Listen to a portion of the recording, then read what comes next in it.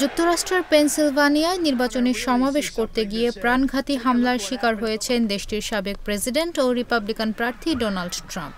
সমাবেশে বক্তৃতা দেওয়ার সময় দূরবর্তী একটি ভবনের ছাদ থেকে তার উপর স্নাইপার হামলা হয়েছে বলে জানা গেছে। গুলিতে ট্রাম্পের ডান কান ফুটো হয়ে গেছে এবং অনেক রক্ত ঝরেছে, তবে বড় ধরনের কোনো ক্ষতি হয়নি। এদিকে ট্রাম্পের উপর এই হামলার ঘটনার নিন্দা জানিয়েছেন বর্তমান মার্কিন প্রেসিডেন্ট জো বাইডেন।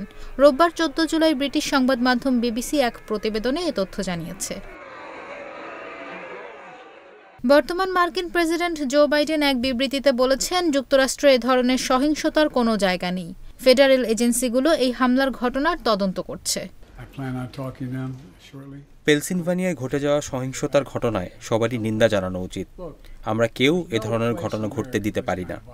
আমরা এমন হতে পারি না। আমরা এ ধরনের ঘটনায় ক্ষমা করতে পারি না।